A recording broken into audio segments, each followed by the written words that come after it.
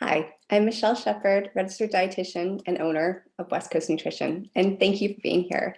Today, after chatting with clients last week, I really wanted to touch on the screw it button and weekends and how that derails us from our health goals and also keeps us from really enjoying treats and food that we would love.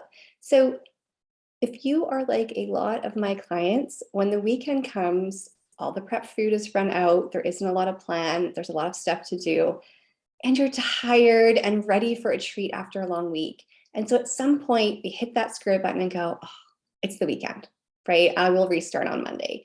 And the problem is that Friday night to Sunday night is 35% of our week. And we wouldn't say screw it to 35% of our paycheck or 35% of our groceries not being delivered, but we do that with food and healthy eating all the time. And I want to be clear here. The goal is not perfection over the weekend. I don't want you to miss out on really wonderful foods and drinks with friends and treats that mean a lot to you. But having no plan for the weekend or starting over every Monday after kind of giving up every Friday is definitely holding you back if you're not seeing the results that you want, whether that is weight and how clothes fit, or your gut and how quickly it's healing. Consistency is not sexy, but it is absolutely king for long-term results. So we want to get really clear about what our intentions are for the weekend. And there's two ways that I like to do this that can make it much easier to stay consistent and also enjoy treats so that you don't feel deprived after a few weeks.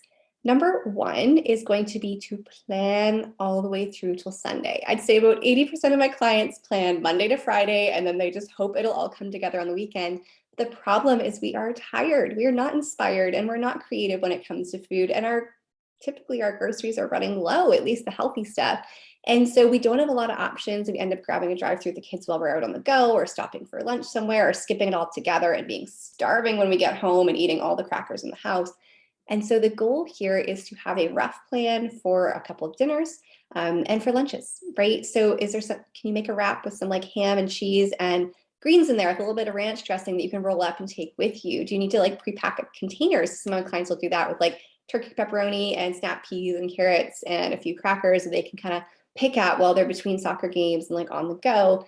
But what can you have at home that's really easy and healthy, that you're not going to go scrounging for unhealthy things? You're not going to skip that meal and kind of eat it back in less healthy things later. And it also takes the pressure off the weekend because you're not having to go through a drive-through and try and resist all of the tasty, delicious things that don't make you feel good.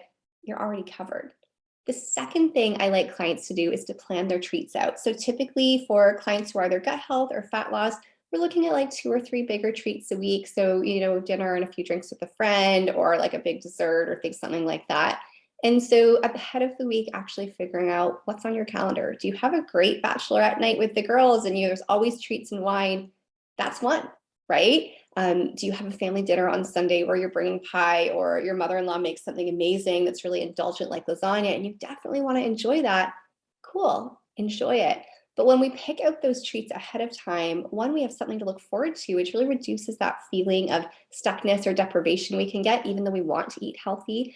And it also helps us make better decisions when other things come up. So when dinner doesn't go according to plan on Thursday night, and you've already got a bunch of treats planned for the weekend, you're less likely to order pizza and more likely to go, let's order chopped leaf, or honey, can you pick up a rotisserie chicken and a baked salad on the way home? We're more cognizant of where we're spending those treats without feeling really like nitpicky or white knuckling, because you get to choose, right? You might decide to order pizza on that Thursday night and then skip something on the weekend if that feels good.